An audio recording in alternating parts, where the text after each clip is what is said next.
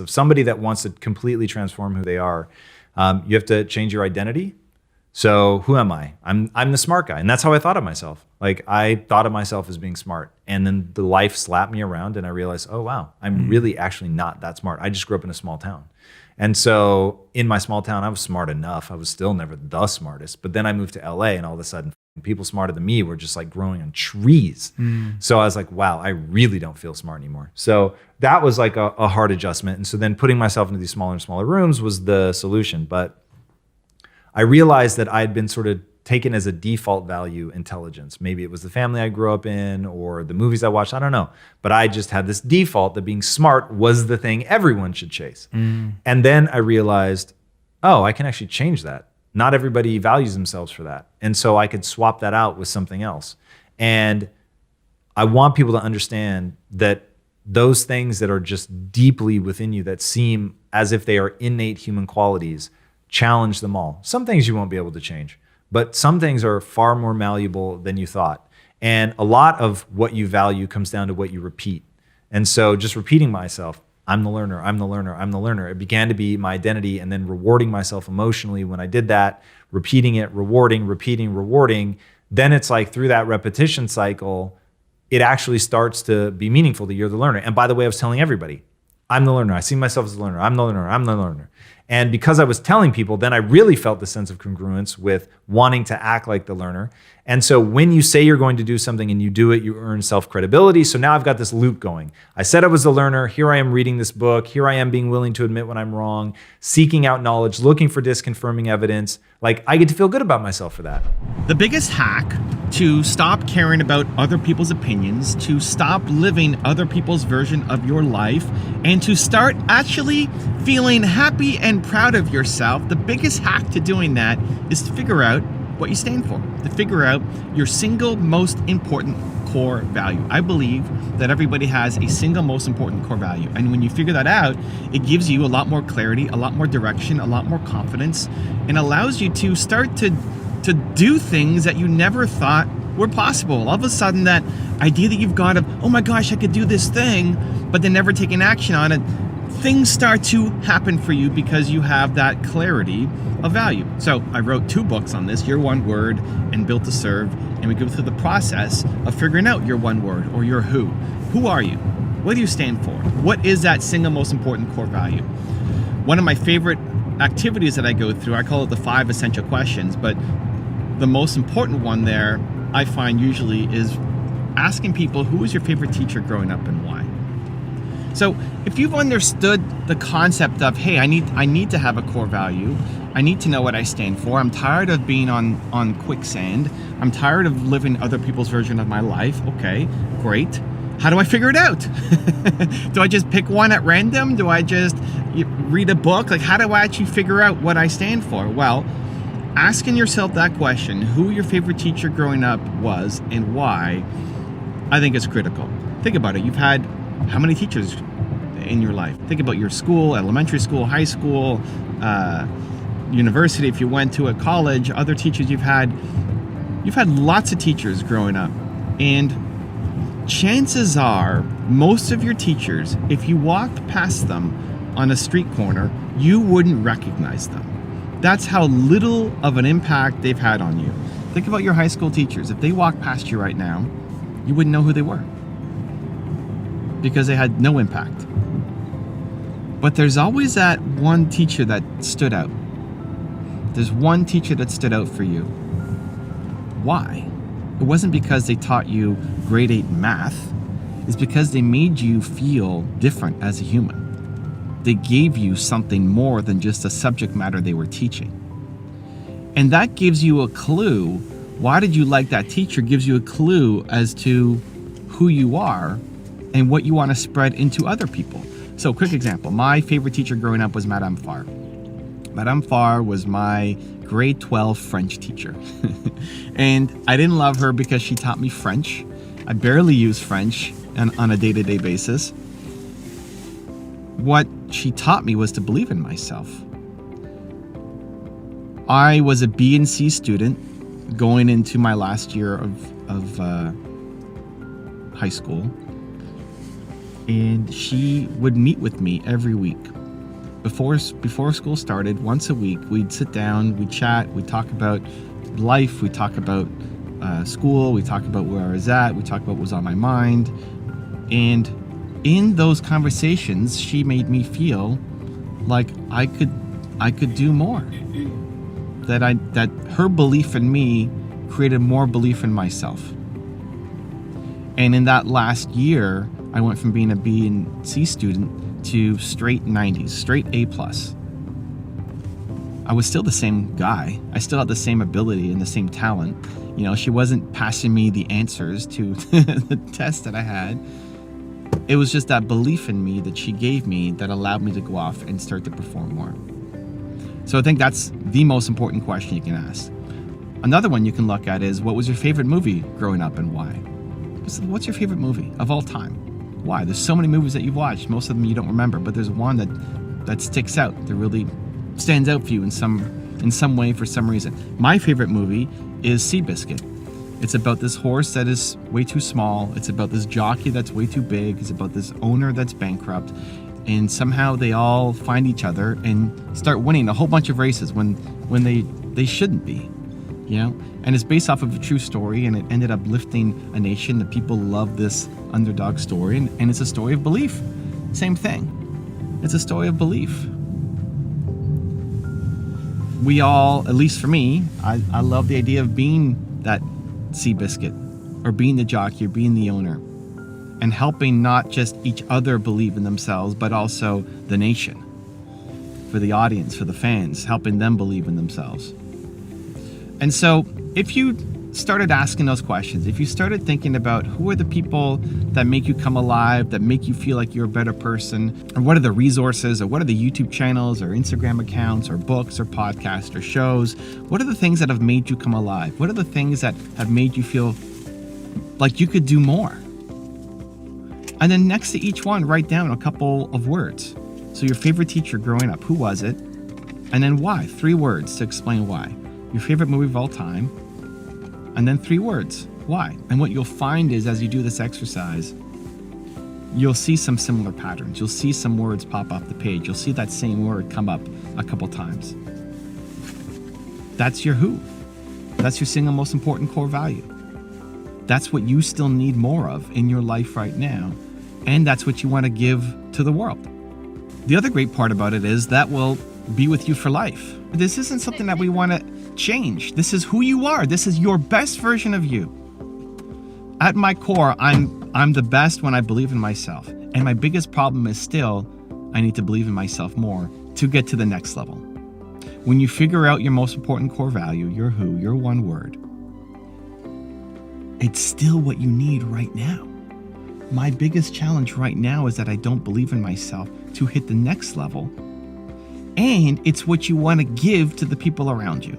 If you're watching this, you're probably an entrepreneur. You want to give to the world. You want to have a big mission. You have a big message. But some people, like Nina, who was just here, she doesn't have a big message, but she wants to help the closest people to her. We all want to feel like what we do matters. We all want to feel like we're having an impact on people, whether the closest people to us or to the world.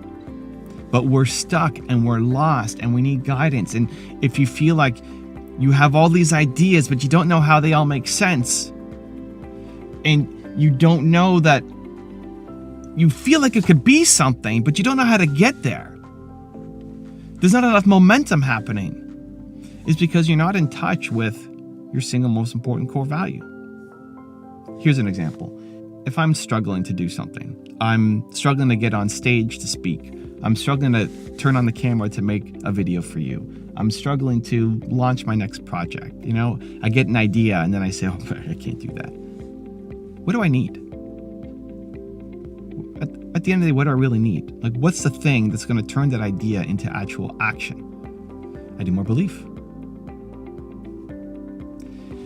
And so when I can catch myself procrastinating, finding excuses, saying no when I shouldn't be, I can quickly reverse it by saying, Evan, you need to believe more in yourself, because that's at the core of who I am. And when I can catch it, then it gives me the courage to go off and do it. to record the video, to get on stage, to launch that project, to say yes, to say yes, to say yes. I think of Alex, who helps me run Toronto Dance also, who is belong. He needs to belong more with himself, and he needs to spread more belong to the world. And whenever he's not happy, and whenever he's not following through, and whenever he's not hitting his goals and doing the work, it's because he doesn't feel like he belongs. Doesn't feel like he belongs to himself, and he doesn't feel like he's spreading belong to the world. If you are stuck, if you are going too slow, if you have all of this unrealized potential inside you, the thing that is missing is you not following through on who you say you want to be. You're not matching that potential. How you make it practical is to figure out your who. Because every time you come back to that and say, I just need more of X, I need more hope, I need more freedom, I need more belief, I need more belong, I need more love, I need more care for myself, and then to spread it to the world. And when you can feel that, when you can actually feel that, it'll dramatically change how you show up. All of a sudden now you're making progress where you weren't before. You're accomplishing more in a day than you were in a year. You've released the chains. You've given yourself wings. You've given yourself the permission to actually go off and do the scary thing that's inside you, because now you know who you are. Figure out your one word. Figure out your who. Watch your life change.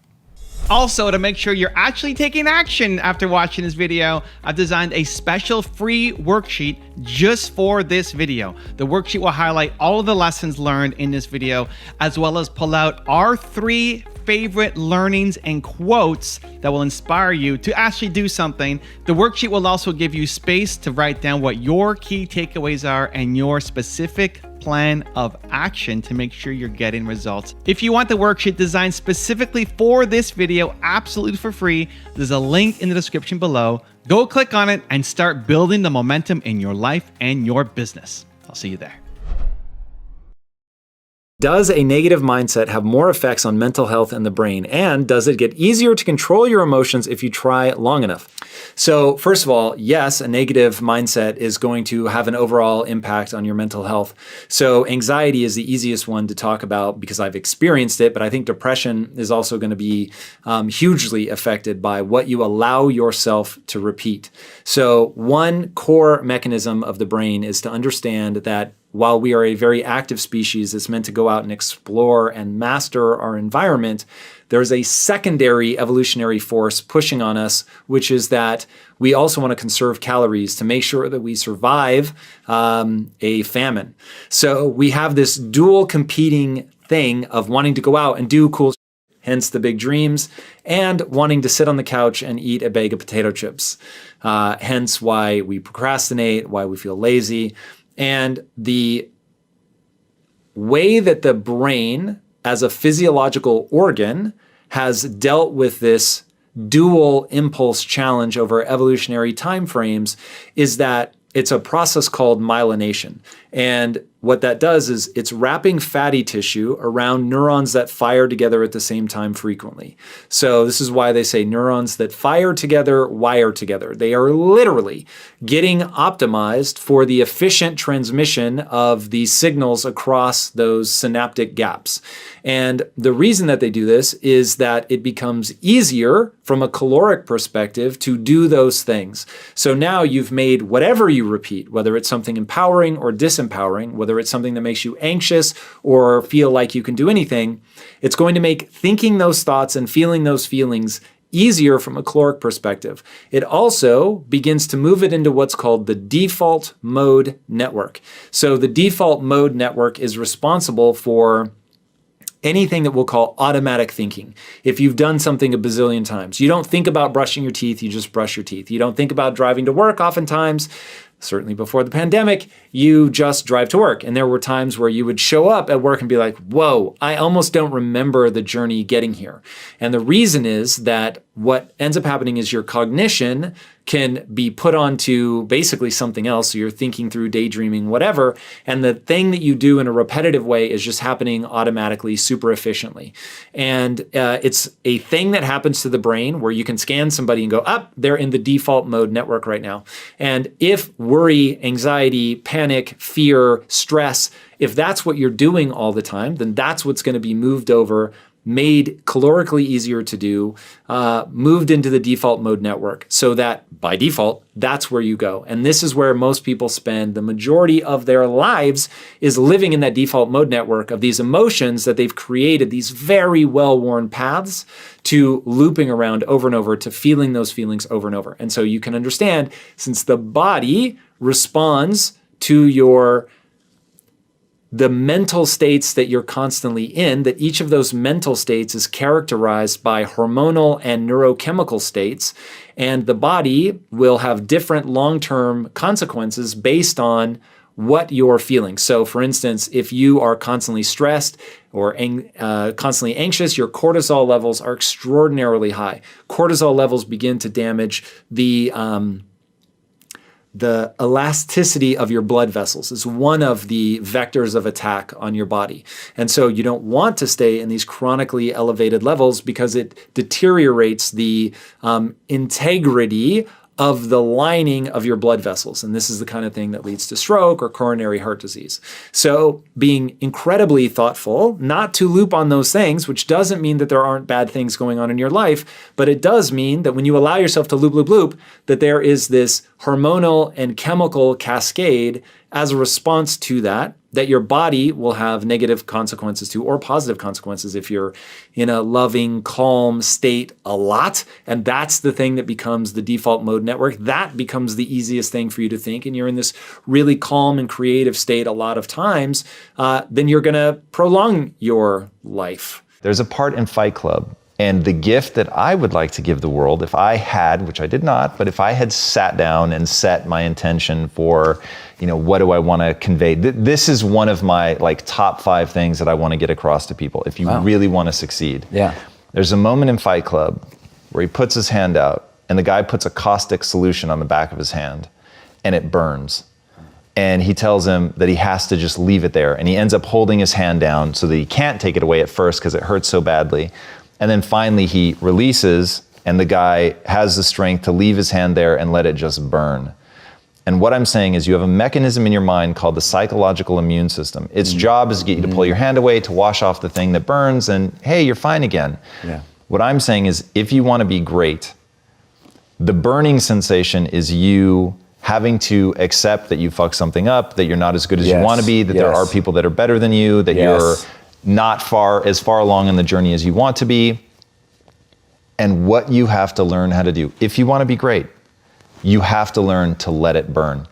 And even though your impulse is going to be to turn away from that, to not look at it, to soothe it by saying it's them, it's their fault, they fucked it up, I grew up in the wrong place, it's fine for them, they're wealthy. Whatever excuse you use to try to let yourself off the hook for not being where you want to be, instead of saying, actually, the power is the ability to let it burn. And one of my employees was just asking me yesterday, and he said, how do you not get overwhelmed?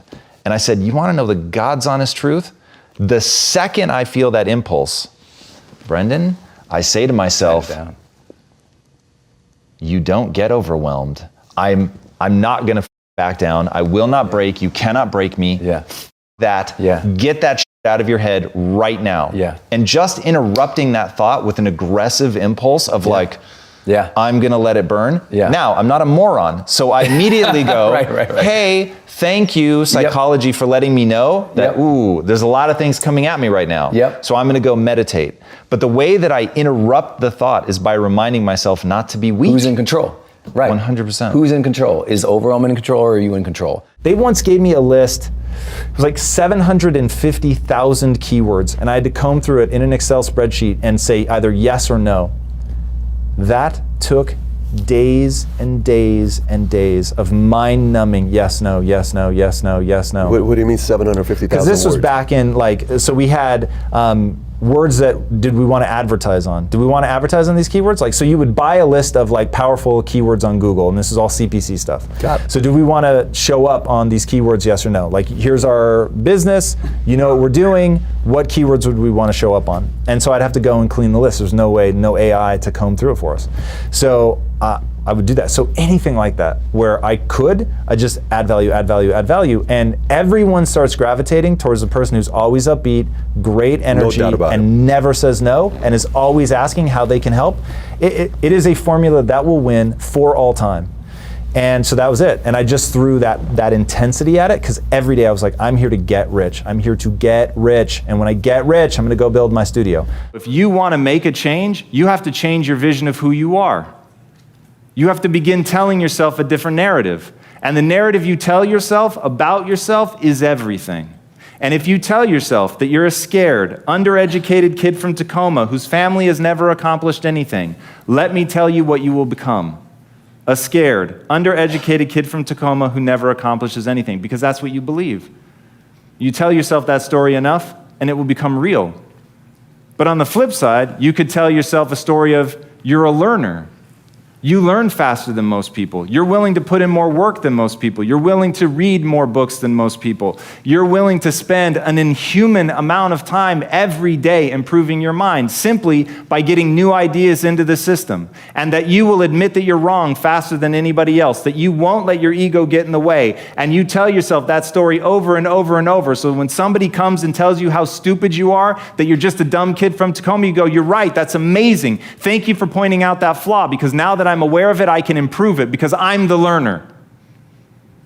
And once I switched my narrative to being the learner, it didn't matter where I started, it only mattered where I was trying to go. And as long as I had that clarity, then I could execute, because I believed I could do anything I set my mind to without limitation. When you look at somebody with money, especially when you don't have it, you admire them. Mm-hmm. And so you think, if I had money, I would admire myself. Mm-hmm. But it doesn't work like that. Mm-hmm. So once you get the money, the thing you thought would happen to yourself, the story about who you are, you think is going to change, and it doesn't. Mm-hmm. So that's when people become totally disillusioned. They think, if I have the Ferrari, I'll think differently about myself. If I have the house, I'll think differently about myself. Your insecurities are coming with you wherever you go. So if you think anything external is going to change that, the only thing that changes your insecurities, show up in the gym. Put in the effort, go to work, do the things, suffer in service of somebody else, do something to bring beautiful things to people that you love and care about, do something beautiful to bring something to somebody you've never even met.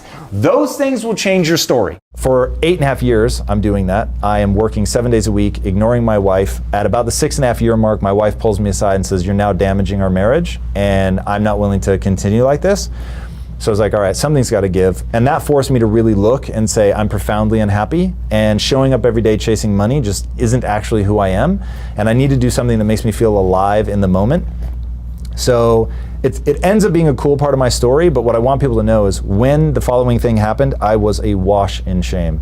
And so there I was, the guy going hard. By this point, I've worked my way up now. I'm the chief marketing officer of the company. I own 10% of it, all just through sweat equity. They made good on their promise. And I was so broken inside and so unhappy that I was like, I have to leave. I need to go back to filmmaking. I need to do something that in and of itself, like, I will love and be passionate about. And what I realized was the struggle is guaranteed, the success is not. Now, at that time, I was a multimillionaire on paper, but as you well know, being rich on paper is very different than having money in your bank account. No doubt about it. So I was rich on paper, I did not feel rich, and so I was like, what am I doing all of this for?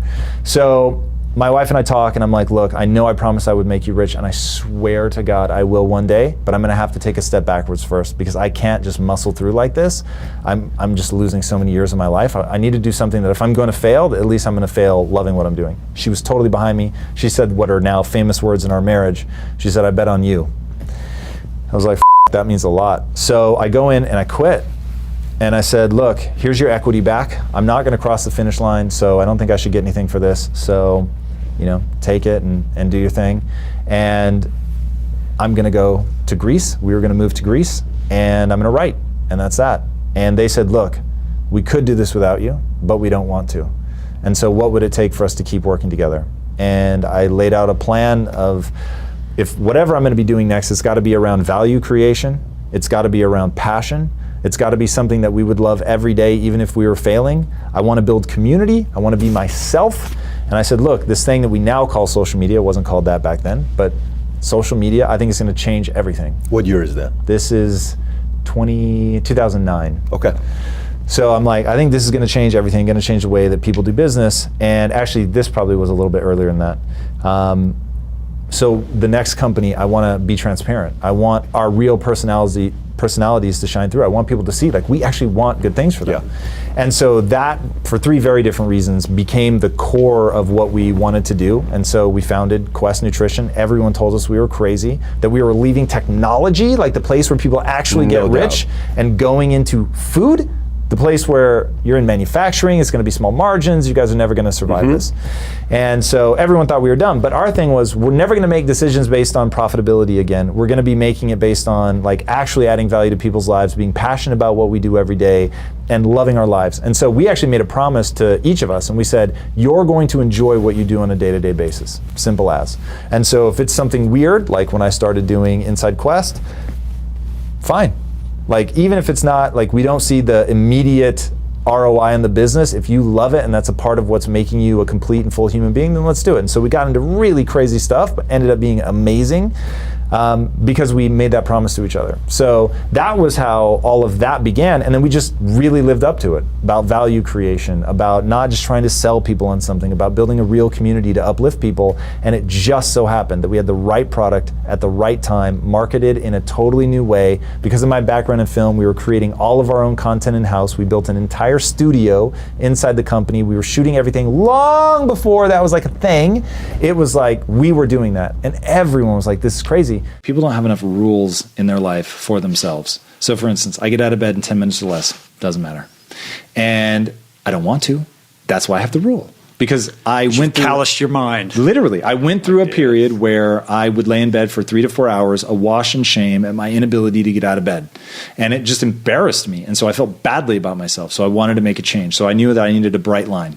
So bright line, 10 minutes or less, you get out of bed. As soon as you realize you're awake, that's it. So, and the rule is more specific. It's like, I have to have had at least 5 hours of sleep. But once you put the rule in place, then you just live by it. And that's how you earn credibility. Like right now, I don't feel the way telling you that I want to feel. This is a good moment. He's on my team. I'm pointing at him. This is a good moment. So I'm saying this, and I don't feel good about saying it. Why? Because today, I don't know what happened. I got out of bed in 11 minutes. And I was so You literally pissed. time it? Oh, yeah. I mean, from waking up to actually physically getting out of the bed? Correct. My feet must be on the floor, and I must be standing up before it ticks over into the 11th minute. And today, I don't know what happened. I was aware of the time. I knew I needed to get up. And for whatever reason, one of the minutes just went faster than I thought. When I looked back, I was like, damn it. And so I'm surprised you even made it here today then. Right? Yeah. So now this comes into like knowing how to handle something like that. Like if you totally fall apart because you don't live up to one of your rules, you're violating another one of my rules, which is don't do anything that doesn't move you towards your goals. So it's like, yes, it is a part of my identity to confess this. So because I'm talking about it, I want to say it now to an audience. It's the only thing that will allow me to reset and be able to feel good about it again, because I don't lie. When I miss it, I own it. Well, look, if your biggest problem is it took you 11 minutes to get out of bed, sadly, that's not my biggest problem. This is a high quality problem. Right. Yes, very true. But my thing is people don't have the rules. And so I have other rules, for instance. I wear a size 32 pant. That's it. And so no matter what your waist is. No. I won't let my waist get out of line with that. So I use the pants as a way to guide. Now, I would go down if I got so lean that I was, a 31. That's not a problem. But I'm not going to allow myself to go up. And it's super tempting, like especially around Christmas. I don't try to hold abs through the winter. So during Christmas, like right now, I do not have abs.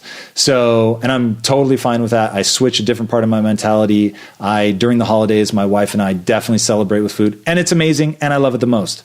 So, but if that celebration took me up to like 32s don't fit anymore, I got to cut back because I have a rule. So it's like, that's how I keep myself in a lane. I keep myself from getting into trouble. I know the things that I accept from myself and what I don't accept from myself. And it's all like stated. It's very clear. Self-reward and self-punishment is really, really important. Yes. And you I think that if people don't sort of automatically have the guilty thing, which they probably do, it's more a willingness to lean into that and to say, okay, this is actually going to serve me, this is going to work for me.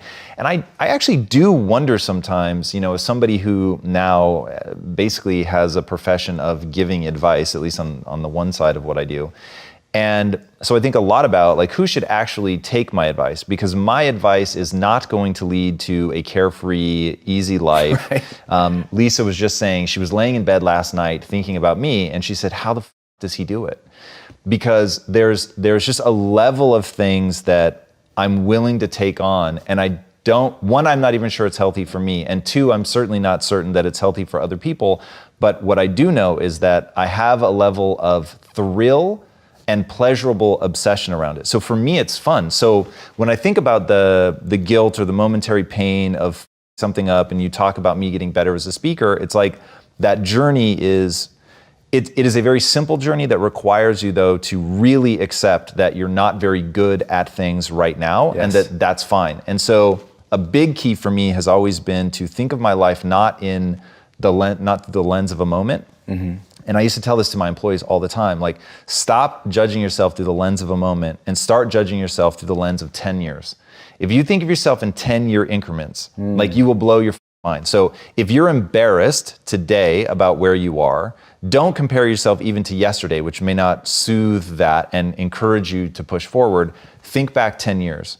My gut instinct is, unless you've really been treading water, in which case then leverage that pain to never do that again. Yeah. But if you think back to where you were 10 years, chances are like you're going to be blown away with how far you come. And so then it's like, all right, then I'm just going to focus my gaze 10 years in the future and start saying, what would I have to do to be somewhere where I'd be blown away then with where I'm at now? Yeah. But it really does require you to say, okay, I'm the pride that I'm going to establish is actually around my willingness to look at the fact that I'm not good right now today. If a meteorite were to strike my wife and kill her, I wouldn't blame anybody but me. That is entirely my fault. And I can back that up because people are like, Tom, that's so ridiculous. How could a meteorite striking your wife and killing her be your fault? That's dumb luck, divine providence, like fate, whatever you want to call it. But Jesus, man, it's ridiculous to blame yourself. And then I point out, I'm on the board of the X Prize. At the X Prize, there was a prize presented that would allow us to track near-Earth objects better than we are today. I voted it down because I don't think it matters. I don't think that the likelihood is high enough, but it's there. I know that there's an organization right now that already tracks near-Earth objects. I've never sent them a dime of my money. I've never called them to encourage them. I've never sent them an email with ideas, nothing. Now I know all of this stuff exists and I do nothing to stop it from happening. So the only thing that I can say if my wife were killed by a meteorite is I did nothing to stop it. I could have made a different decision and got a different outcome. I need to focus on that to remind myself I can always make a change. I can always do something different and get a different outcome. So if you come in and you disrupt my industry, my first thought is not, F the world, what are you doing? This is so terrible and sinister. We have to stop AI or whatever. My first reaction is, how do I become more adaptive? And people are putting so much energy into thinking like, I'm frail, I'm weak, I have to be protected, that they become frail and weak, when in reality they are not. My favorite quote on the planet is, Darwin is often misquoted as saying it's the strongest of the species that survive. He did not say that. What he actually said was, it's not the strongest of the species that survive, nor the most intelligent, but rather the most adaptive to change. That's how humans became the apex predator. We are the most adaptive species on the planet. You can take us anywhere and we will thrive. And it is that ability to adapt mentally and physically that makes us amazing. Your experience with all the, business experience that you've had, the books you've read, the people that you've spent time with, what do you think is the biggest impediment to people waking up out of this matrix-like existence that's so easy for us to fall prey to? So I've had a realization recently that I'm not an all lanes driver. There are certain things I've spent so much time thinking about that I'm very good at answering questions, and there are certain things that I'm not. So I'll give you an answer to that question from my very specific lens, which is all about the person. Mm-hmm. So I think that if the things in the world that scare me, the divisiveness scares me.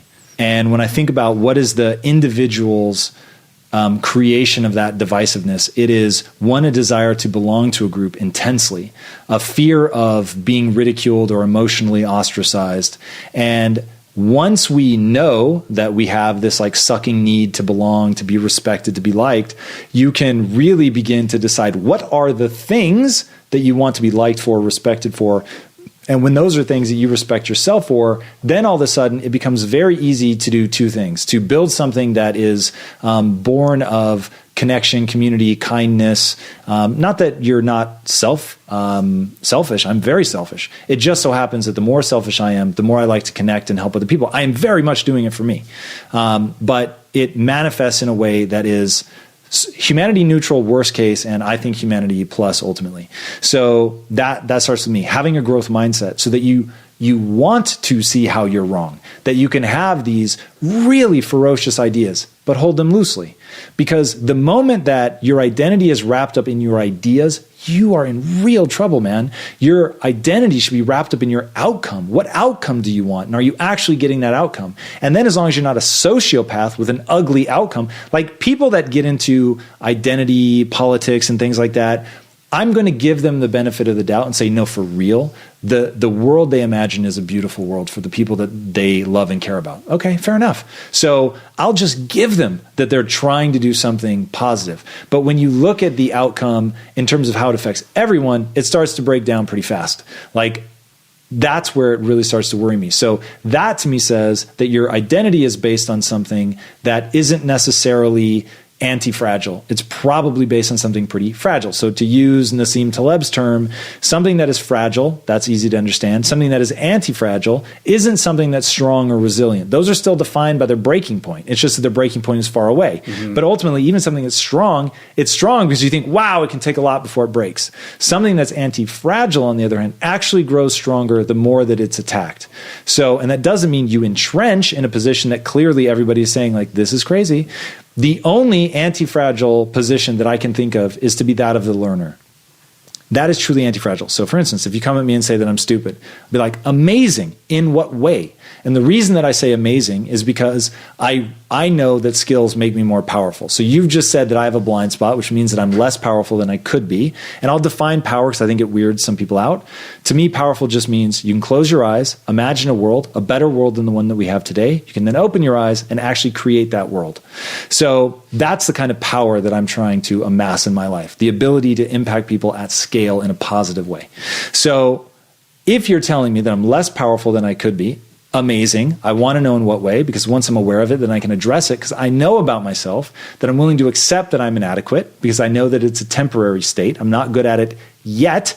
If I decide that it really does match with my goals and what I want to do, I can get good at it. So it's not ego damaging for you to tell me that I'm not doing something in a way that I could be better. Cool, tell me how.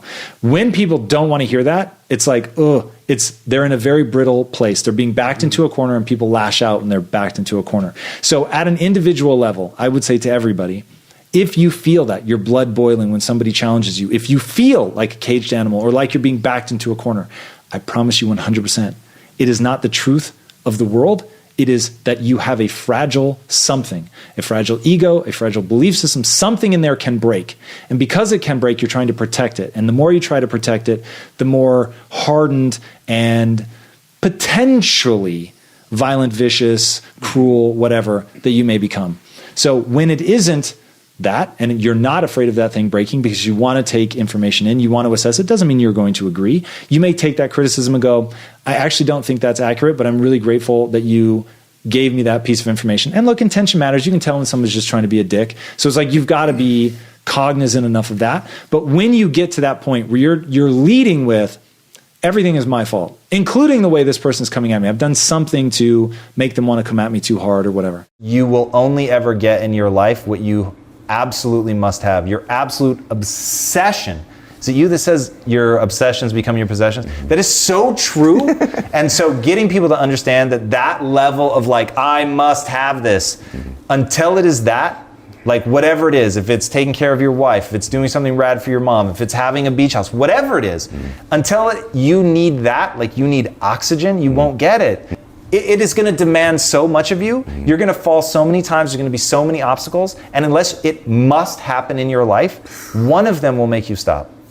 Like you said, you can't be for sale. Like if your will can be bought, it doesn't make you a bad person, man. It really doesn't. Right. But if your will can be bought, you're just not going to get it. I am ultra ambitious. And I told my wife, the only thing you can never ask me to give up is ambition.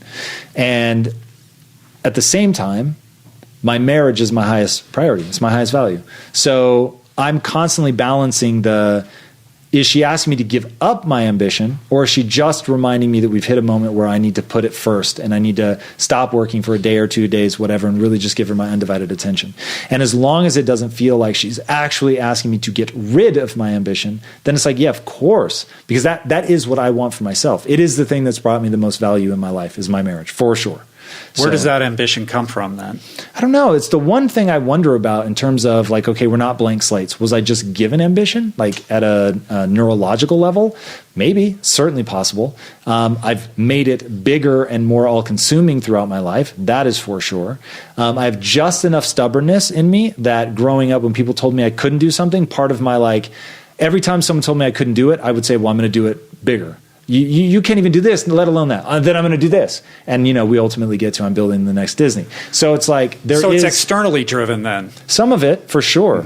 But some of it is, everything in my life is driven by how something makes me feel. And I really believe all you have in this world is how you feel about yourself when you're by yourself. So in that dark, quiet night, when you're all alone, do you feel good or not?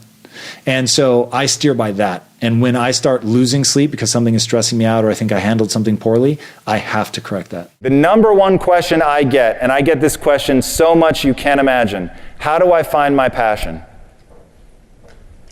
The good news is, passion is not something that's handed to you. It is not a lightning bolt moment. It's another nice, simple mathematical equation.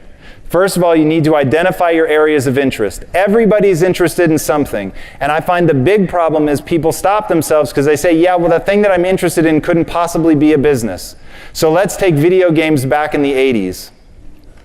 Back when everybody thought that video games were a joke, you're ruining your brain, it's like intellectual candy, kids get off the computer, go play outside, Nintendo's a joke, it's ridiculous. And then we have an entire industry now that's born up around video games that has made untold numbers of millionaires. I met one of the founders of Riot Games that created League of Legends. The guy is like, I don't know, 31, maybe younger, I mean just crazy. They do $1 billion in revenue from microtransactions of things that are not essential to play the game. The game is totally free to play. You don't need to pay for anything. Imagine that for a second. You're in an industry where they don't need to buy anything to get full use of your game, and yet you do over $1 billion in revenue because they said, I love this. I like being around games. I like the competition of it. I think it's amazing. I'm going to find a way. I'm going to be inventive. I'm going to look for areas to add value. And so they have. And more people now watch esports, the finale of League of Legends, than watch the finales, I think, of all major sports combined. It's crazy. They fill arenas. It's absolutely bonkers. But that was somebody who said, this is something I love. It's something I want to be around. It is an area of interest. And I don't care if other people tell me that it can't be a business. It's what I want to be around. With enough ingenuity and enough forethought into what actually can be a business, because some things can't, you can really do something with something that's an interest. All right, so an interest, you need to gain mastery in it. During the process of gaining mastery, you'll find out whether you actually like that thing enough to become great at it. It is my belief, whatever it is you set out to do as a business, there should be one litmus test. You should be able to ask and affirmatively answer the following question. Do I want to know more about this than anyone else in the world? Don't get into something unless you plan to be the best. That's my piece of advice. I know that's not going to sit well with everybody. But if you want to have the passion to make something big, to make big change, it's got to be something that you believe in beyond reasonable doubt. It's got to be something you've just got to make happen. So ask yourself, do I want to know more about this than anyone else? Because you're going to have to get better at it than anyone else if you want to be excellent and deliver on the promise. All right, there are very concrete habits that you can use, that I have used, once you get your mind in the right place, once you believe that it can happen, this is what I did. I worked out. Why? Because it helped me gain control of my mind. 1, it was micro credibility with myself every day. I said I was going to do something, I did it.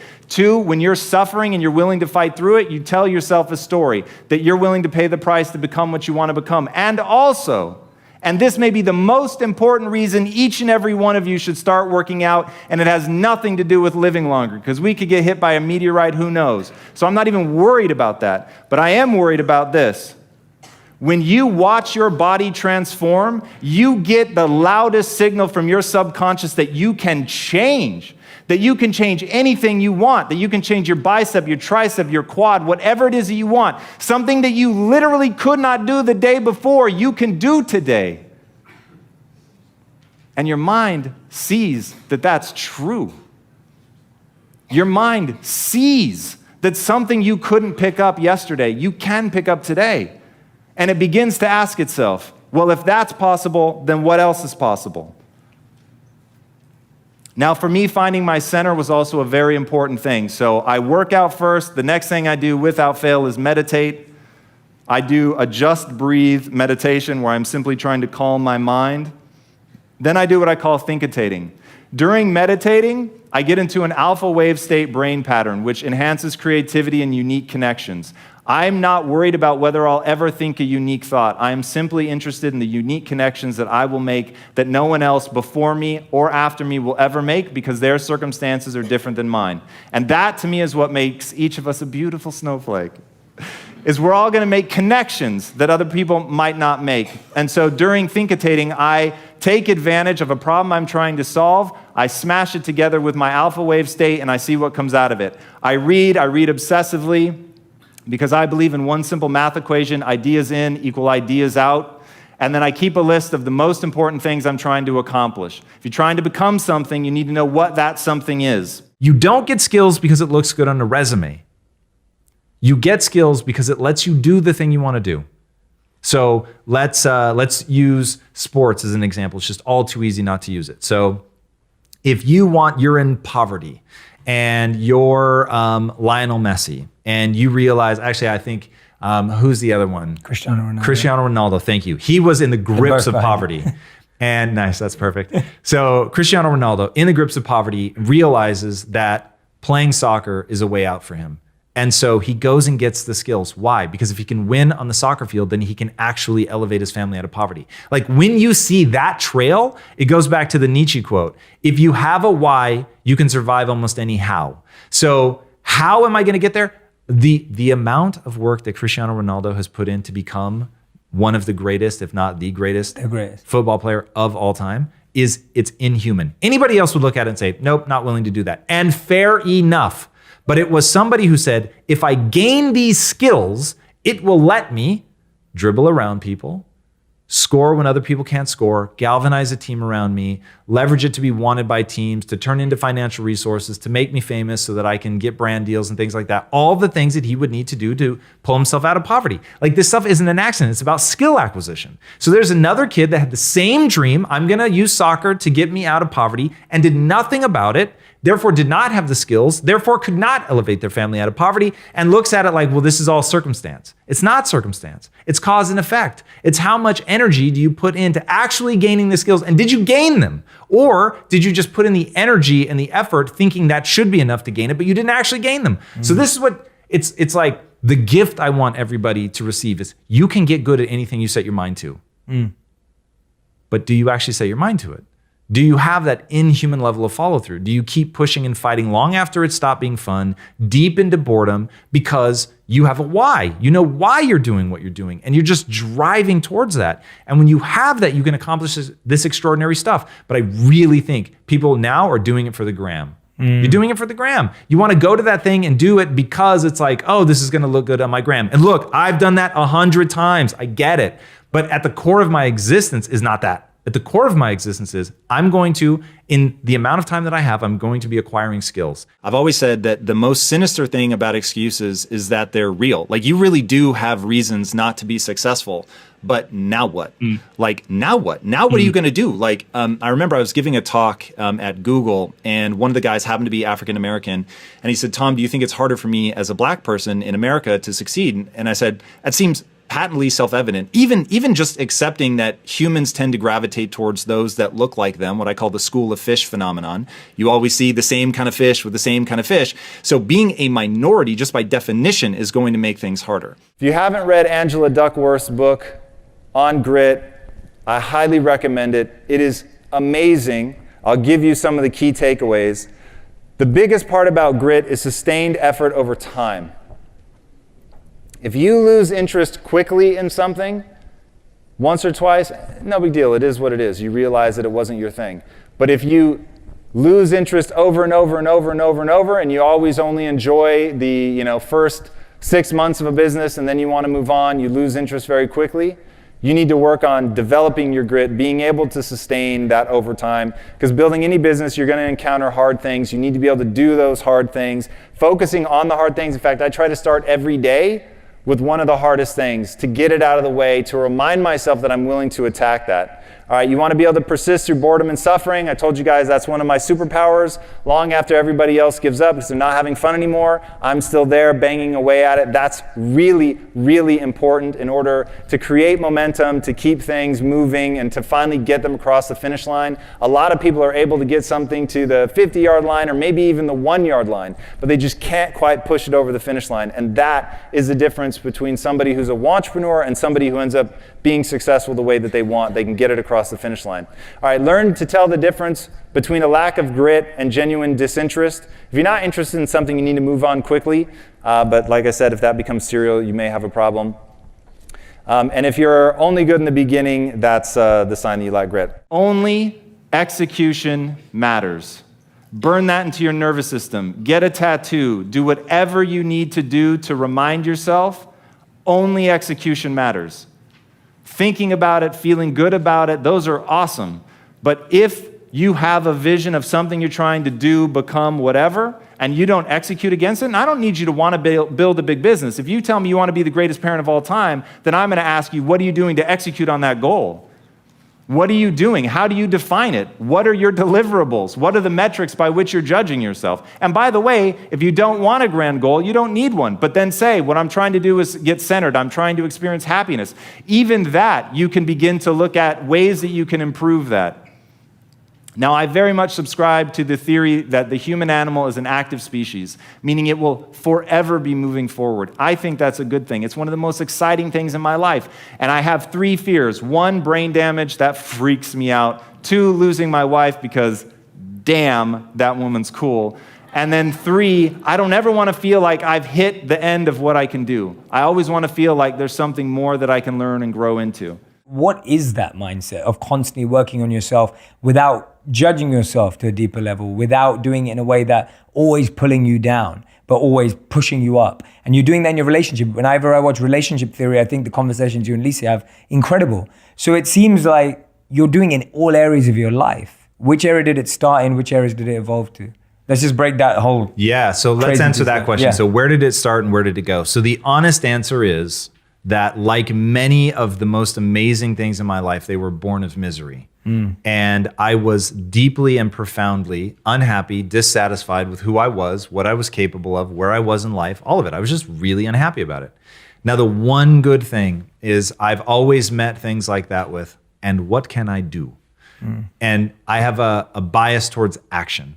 And then I've cultivated that bias towards action, which is how it's gotten extreme and is permeated into every area of my life. Okay, so it starts with it's this dark place. This, like I said, I failed in film school. I didn't fail in film school. I graduated second in my class, but there was a failure that was so emotionally catastrophic that everybody else would have been like, oh, you got a B, like what's the problem? Sure, I got a B in the class, but I didn't walk away with a thesis film that I could use to get a job as a filmmaker. So for me, it was like, whoa, I just lost massively. So I'm, in this very dark place. I'm broke as the day is long. I can't afford furniture. I literally sit on the floor in my unfurnished apartment like that. Just it's a normal phase that people go through, but then put on top of that I'm feeling down and stuck, like I don't know where I'm going to go.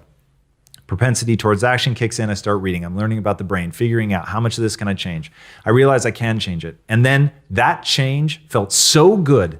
And even, let's do a thought exercise. This is for people listening because you're already there. But for anybody listening, and you're listening to Jay because you want to get there, you see something, which by the way, you feel when you're with him, it is real. And I love that about you. But like this sense of peace, like the normal slings and arrows of life, he's found a way to deal with. I won't say that he doesn't have them, but he's found a way to deal with it. And that's what you're looking for. So going into that, it's like, if you are in a dark place and you hear change is real, change is possible, doesn't that lift your mood? Don't you want that to be true?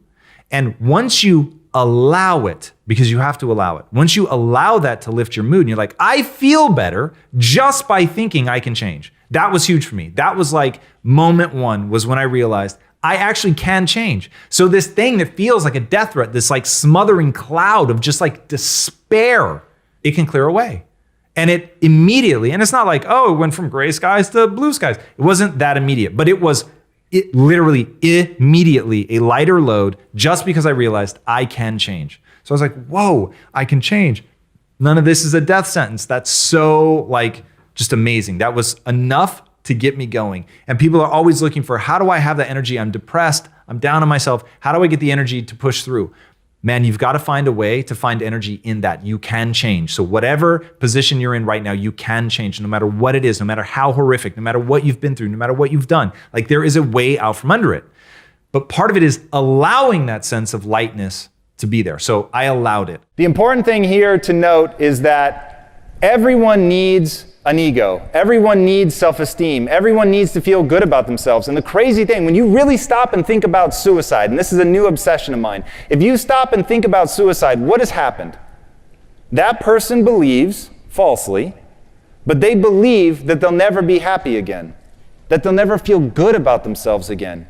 And that's why it's referred to as a permanent solution to a temporary problem, because that will pass. But in that moment, it feels like it couldn't ever go away. So we need to find things that make us feel good about who we are. Because when you lose a sense of feeling good about who you are, life truly feels hopeless. So that's critical. And people often talk about, to stay away from an ego, to not pride yourself on things. But I'm telling you, that person prides themselves on not having an ego. And so it becomes what you pride yourself on is absolutely incredible. Now, don't make the mistake that I made. I used to want to be smart. When I talked about being the king of remedial jobs, it was because I wanted to put myself in situations where I was the smartest person in the room. And in doing that, I was always going into smaller and smaller rooms. But it felt so good to be right.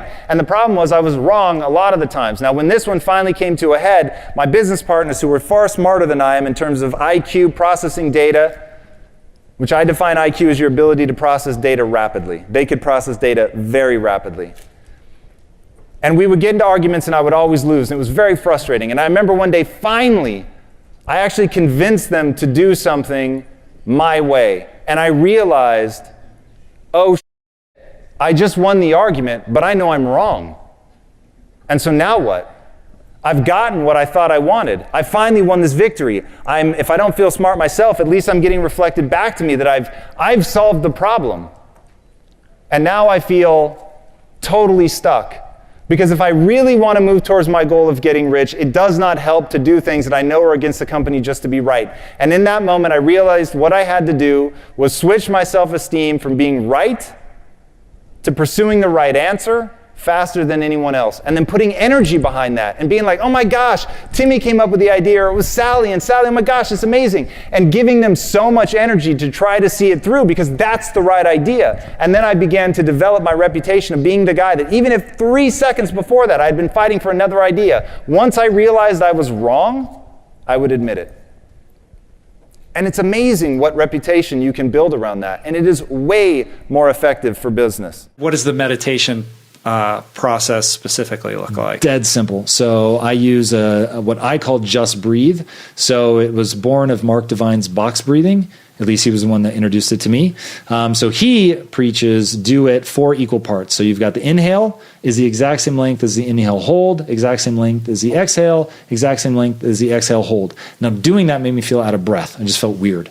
So what I started doing was I'm going to maximize the pleasure in each part of the breath cycle. So for me, it happens to be a sort of medium inhale, a very short inhale hold, a rapid exhale. I just let the air out. And then a very prolonged exhale hold. And that rhythm feels awesome. And I do that for 10 or 15 minutes and I can get into an alpha wave state. I feel calm, creative. It just feels awesome. That's one of those things that people that haven't tried meditation or tried it but never got to the part where it feels awesome, my heart breaks for them. It is a tool I rejected for so many years because it felt wussy to me. And remember, I'm the guy that had to learn to toughen up. So I feared that was like backwards momentum. And so finally, when Mark Divine looked at me and was basically like, stop being an idiot and try this. And he's like this tough ass Navy SEAL. I thought, all right, I'm going to try. And then it changed my life. I switched my self-esteem from being right and being smart to being the learner who was always willing to admit that he was wrong, identify the right answer, give credit to the person who thought of it, and put more energy behind it than anyone else. And that became my driver. Now, what did I do with that driver? I turned that change in attitude, along with my co-founders at Quest Nutrition, into building, as Vishen said, the second fastest growing company in North America, valued at over $1 billion. Every financial dream I'd ever had in my life come true. But at the end of the day, the only thing that mattered had nothing to do with the money. And it had everything to do with, we set out to build a business around value creation. We set out to actively ask one question: what would we do and love every day, even if we were failing? And that, for 3 very different reasons, ended up being attacking the pandemic of the body, trying to help people live a more beautiful life. And there were times where putting that value first meant that we did things that were less profitable. There were times where we put that value first and it was outright stressful to the company. But that was the driver. And that was the thing that actually allowed us to grow, because people could feel that this company was different. They could feel that we weren't after the sale. They could feel what we wanted was to help. And in today's world, leading with that, as you guys know, if you're at this conference, can have tremendous rewards. If you're trying to march down a path of self-improvement without clarity, without a terrifying level of clarity, you're never going to make it. So start there. What do you want exactly? What skill, what trait, what ability, what belief, what are you trying to make yours? So once you identify that. Notice he did not say a thing there. Like you said, right? Like you said, what ability, what trait, what quality. You didn't ever say what house, what car. Lambo, yeah, right. It's important. Yeah, because I think that's too much. I mean, when I remember first getting into self, sorry to cut you off. Please. I'm saying this because I think it's such an important point that you made, that you did not let that word even come into a list, and you named like 7 things and it didn't come in. Because when I started self-improvement, so much of what I heard in the West was always about a vision board of having stuff. And it was like, put a picture of that ideal house, put a picture of that car. And I've always struggled with that being the object of obsession. So I'm glad you didn't bring it up. And you can carry on or go on that or whatever. Yeah, well, part of it is because I certainly don't want to be disingenuous. Like, there are also material things that I chase and am inspired by and all that, for sure. I just come at it from a like, what's the skill that I'm going to need, even if that ultimately is where I want to get. It's like, all of that stuff people will find, and God, I hope people have heard this 1,000 times. It's so transient. It is never going to fulfill you, right? But it's still fun. Go ahead, chase it, have fun. Like, I get it. But you will ultimately come back to something more meaningful, for sure. So once you know what you want, you have that level of clarity. Now it's about, okay, where am I in that? And that's where it requires that you have self-awareness to know where you are in developing that skill. I love inspiration and motivation, but it is the neurological equivalent of candy. It's rad, it has its place, but everyone, because those just happen to be fleeting neurological states. Yeah. You just have to find something that's way more grounded. You need a mission. You need a grand why. You need to know what it is. And this is not a discovery. It's a thing you decide. I decided. Now, because I tell it as a story, people think, oh, it was unavoidable. He meets this kid, Rashawn, and that coupled with all the people that he worked with at Quest, it's sort of inevitable that he decides that he's going to build impact theory and try to change culture to give everyone an empowering mindset. Yeah, well, literally a year before I decided to found impact theory, my mission in life was to end metabolic disease. So it's like you decide and then you point yourself at something. Nothing is ever going to feel right. Like, this is what I was put on earth to do. It won't feel that way until about a year or 2 years after you've been saying that's what you're going to do, that that's what you're committed to, and actually acting in accordance with it. And then you'll be like, yeah, this actually is my mission. Be transparent. It's a new world order. Man, when I was coming up, you didn't be transparent. You put a marketing message out. You spun that. Like, you tried to be as close to the truth as you could, but you didn't worry about transparency. But these days, consumers expect transparency. They want to know who you are. They want to know what you're doing. They want to know what it means to support you, because it's not enough that your product is good. They want to know that your company stands for something. But it's also incredibly meaningful to your employees. You want to keep top quality talent around for a long time. You want to make sure that they know what's going on in the company. Somebody that wants to completely transform who they are, you have to change your identity. So who am I? I'm the smart guy. And that's how I thought of myself. Like, I thought of myself as being smart. And then the life slapped me around and I realized, oh, wow, I'm really actually not that smart. I just grew up in a small town. And so in my small town, I was smart enough. I was still never the smartest. But then I moved to LA and all of a sudden, people smarter than me were just like growing on trees. So I was like, wow, I really don't feel smart anymore. So that was like a hard adjustment. And so then putting myself into these smaller and smaller rooms was the solution. But I realized that I had been sort of taken as a default value intelligence. Maybe it was the family I grew up in or the movies I watched, I don't know. But I just had this default that being smart was the thing everyone should chase. And then I realized, oh, I can actually change that. Not everybody values themselves for that. And so I could swap that out with something else. And I want people to understand that those things that are just deeply within you that seem as if they are innate human qualities, challenge them all. Some things you won't be able to change, but some things are far more malleable than you thought. And a lot of what you value comes down to what you repeat. And so just repeating myself, I'm the learner, I'm the learner, I'm the learner. It began to be my identity, and then rewarding myself emotionally when I did that, repeating it, rewarding, repeating, rewarding. Then it's like through that repetition cycle, it actually starts to be meaningful that you're the learner. And by the way, I was telling everybody, I'm the learner. I see myself as the learner. I'm the learner. I'm the learner. And because I was telling people, then I really felt the sense of congruence with wanting to act like the learner. And so when you say you're going to do something and you do it, you earn self-credibility. So now I've got this loop going. I said I was the learner. Here I am reading this book. Here I am being willing to admit when I'm wrong, seeking out knowledge, looking for disconfirming evidence. Like, I get to feel good about myself for that. Take this superhero, Iron Man. The movie franchise is off the charts. And what is it? At the same time that you have people occupying Wall Street, you have them celebrating one of the richest people on the planet. Why? Because he dresses up like a superhero and he tries to save the world. People don't mind money. People don't mind that you want to create a beautiful lifestyle for you and your family. They don't mind people getting rich, but they care a lot about how you do it. They care a lot about what you do with it once you have it. Nobody likes Scrooge McDuck. Don't ever leak a photo of you swimming in your money. I promise it will not go well. But if you have a vision for how your company can make the world a better place, and you use social media to allow people to touch and be evangelized by your brand, if you're thinking, how can I make a product or a service that actually makes the lives better of the people that work at the company and the people who buy the product? If that's the question that you're asking, man, they will rally around you. And we live in this amazing time, and you've got to take advantage of that. And it really freaks me out when people think that we're like either the social movement is cresting or it's behind us. It's only gaining steam. The TV's going away. The mobile phone is becoming the television. Like, these changes are a one-way ticket to difference. I don't know exactly what it's going to look like. I just know it's not going to stop, and it sure as hell isn't going to go in reverse. Only in the process of gaining mastery will you find passion.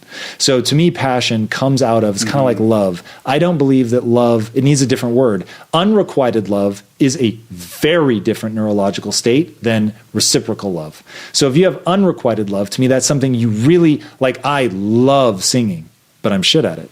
So I have unrequited love. I love singing, but singing does not love me back. Now, I could go down the process of gaining mastery, and then I may find that I have a real passion for it, because part of it's going to become, oh, I'm gaining this skill, and this skill of singing allows me to have an emotional impact not only on myself, but on other people. I can make them feel good. I can change their mood. I can tell a story, whatever it is that you want to do with the music. But when you're able to do that, and you're truly good at it, and it has the outcome that you desire, then it can become a passion. But to get a passion, you've got to fight through just ridiculous amounts of boredom, fatigue, everything to truly become good enough at it that it's a skill that has utility. People have got to reject this notion that they have to be protected from the outside and putting all their time and energy into that. Be the fucking change you want to see in the world. If you want to see people strong enough to withhold a better weight, then don't worry about trying to fix systems. Just get tough. Watch how people respond to you. Watch how your kids look up to you. Watch how your family members look up to you. Watch how people turn to you and want help.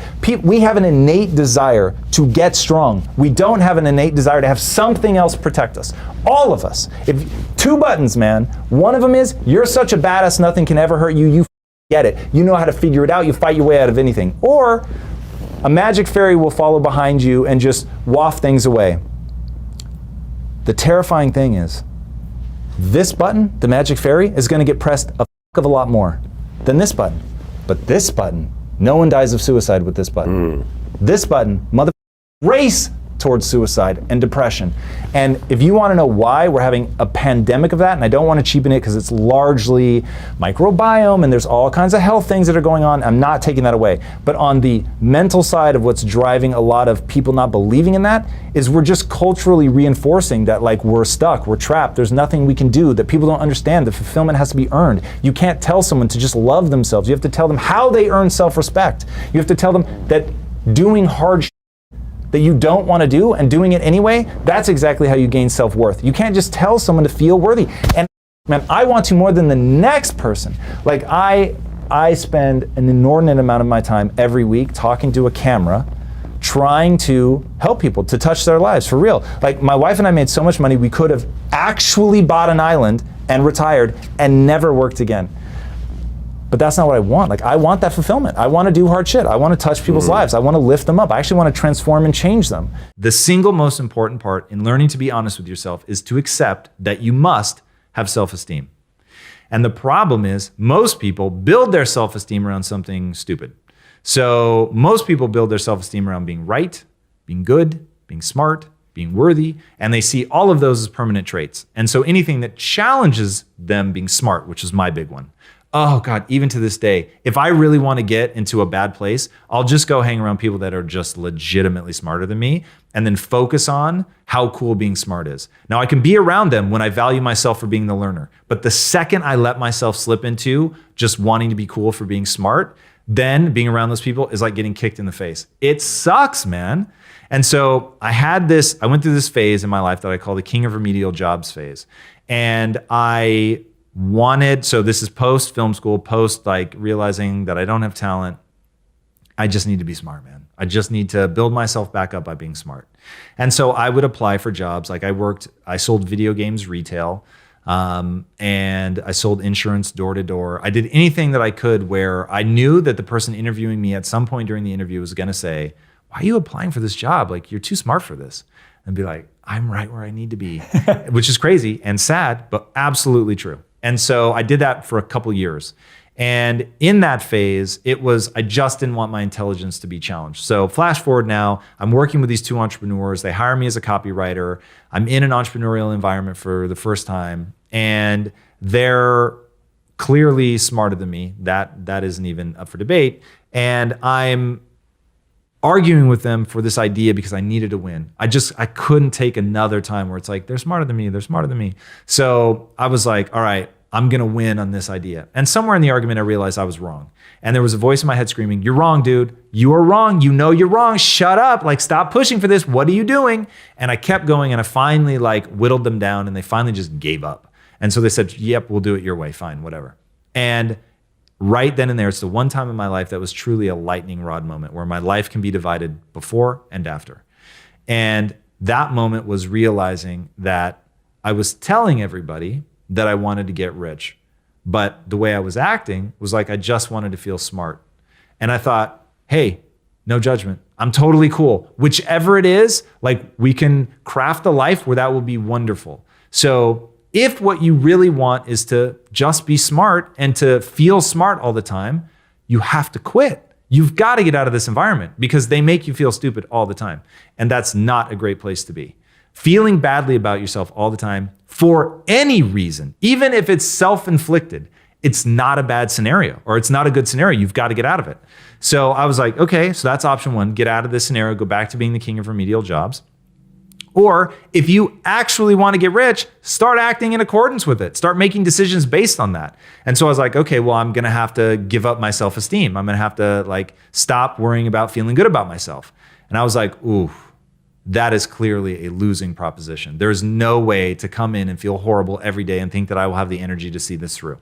So I was like, God, what else could I do? And I was like, well, I guess I could build my self-esteem around something that is sort of impervious to being around people that are smarter than me. And what would that be? Being the learner. And I thought, okay, well, I could choose to do that. I could choose to build my self-esteem around being not right, but finding the right answer. Not being smart, but working hard to learn. And so that became just like the core of my existence. I decided in that moment, I'm going to start valuing myself for how rapidly I can admit when I'm wrong. How much I learn, how much time and energy I put into learning.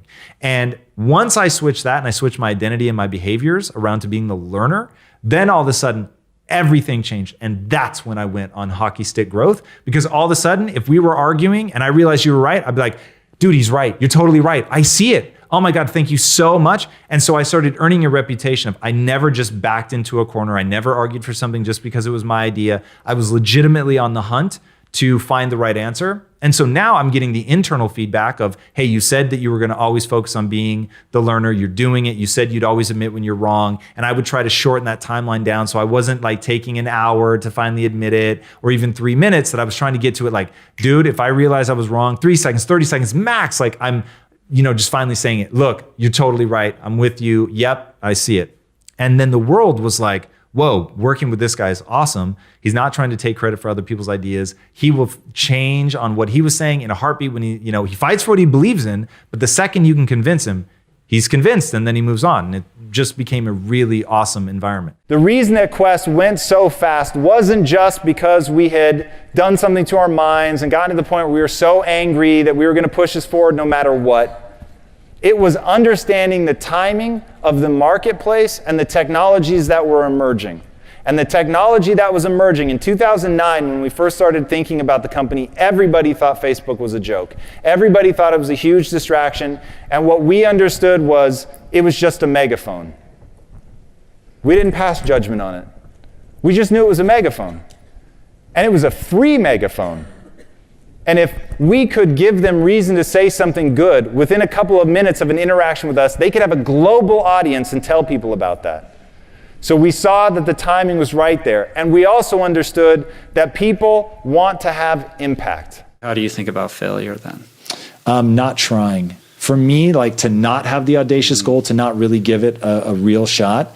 And I know I'm constantly gut checking myself for, am I playing at building the next Disney, or am I actually building the next Disney? That means something to me. So if I get to the end of this and the world is clapping for me and they're like, oh my God, you're so amazing and look how far you went. I don't think people have researched cognitive behavioral therapy nearly enough. Pattern interrupting is like everything. Get better at pattern interrupting than LeBron is at shooting. Like, you just have to be a ninja. Like, you've got to be so hardcore. You've got to know about how to do that with yourself. So if I have a negative thought that's recurring, I just tell myself, nope, you can't think this anymore. So, and every time it will come up, because I can't stop myself from it popping up into my conscious mind, but you absolutely can control how the next thought goes. The next thought can be, oh, And here's what I'll do with a negative thought. That's so rad. I'm so glad this negative thought appeared in my mind, because that reminds me to be grateful for the fact that I'm friends with Jay Shetty, or that reminds me to be grateful for the fact I have a marriage that is so insanely cool that like I legitimately some days have to stop myself from just curling up in a ball with her and just chilling all fucking day. Like that is, I'm super stoked. Even now, Jay, it's so funny. I had to stop and think, wait, I'm going through this list of things that I'm grateful for. What started this? And I'm like, oh yeah, the negative thought. Like that actually just happened to me right now. Yeah. So you can imagine in real life when like you train yourself, every time the negative thought kicks up, don't sit in the emotion of the negativity that it will bring. Instead, use it as a habit loop trigger to think about something you're grateful for. And at first, it feels so awkward and it's like the negative thought just keeps coming back. But if you're diligent and suddenly negative thoughts become a habit loop trigger to gratitude, to positivity, to repeating your rules about I don't allow myself to think things that tear me down, so I'm not gonna think about that. Even just saying that crowds out that thought and telling other people that, hey, this is what you're doing.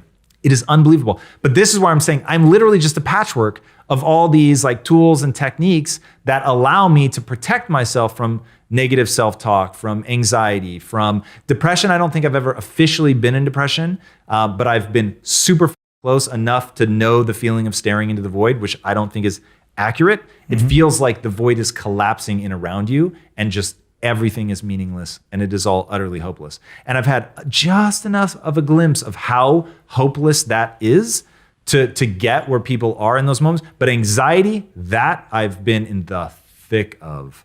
So that one I know, and I've used CBT, cognitive behavioral therapy, to do interrupts on that. I have a very well-developed negative voice, so I have had to use tools and techniques to stop that. I never would have become a successful entrepreneur if I couldn't learn to self-soothe. And at one point, that was what I would have said was my secret power. That my secret power in business was I can self-soothe faster than anybody else. You're big on learning a lot of skill sets, right? What would you say has the highest, what skill set has the highest upside, highest return? The baseline thing people have to have is emotional resilience. So you have to, and this to me is a skill, you have to learn how to emotionally recalibrate. So when I was the kid in the server room and there was a whole bunch of people farther ahead in their entrepreneurial journey than I, and they all heard the same message about you can be a partner, and none of them did anything with it, I started asking, why aren't they doing anything with it? And I realized the answer was I could self-soothe faster than they could. And so, yeah, it hurt when I was told I was an idiot. That really sucked, especially hearing it from someone you really respect. But I decided to not spin out of control, not waste 3 days being hurt by it, but instead to recenter and just ask, are they right? Because if they're right, there's something to learn here. And if they're not right, just move on. And if they are right, learn the lesson. And so I just slowly started collecting it and the lessons. And the image I started thinking was, whenever somebody throws an insult at you, you have two options. You can let it hit you in the head, or you can raise your defenses and deflect it. And your defenses are the psychological immune system. They're real, I'm not making that up. So all of us have this thing that comes to our aid when somebody says something that hurts you. Then you're like, oh, well, they're mean anyway, they're a jerk, they're a bully, whatever, I don't have to take them seriously. And so that makes you feel better, and you believe maybe that they're being cosmically punished in some way. Being a bully is its own punishment and all that. So, and like that allows you to relax. And they've done studies that show people with the highest level of self-delusion are the happiest. So there really is something to it. But the people with the highest level of self-delusion are usually not the ones that go the farthest, because they don't stop to recognize where they really are, to own the pain of that.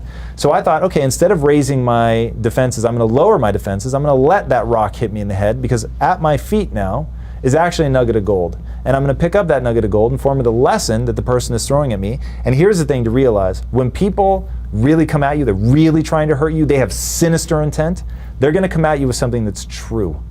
Nobody comes at you with the stuff that's not real. They're going to hit you with like the thing that you're the most secure about in the world. So even the people with the gravest of intent are the ones that are giving you the most powerful gift, because you may be blind to it, or maybe you didn't want to acknowledge it. But if you can let it hit you as much as it hurts, then bend down, pick it up, and learn from it, now you can do something.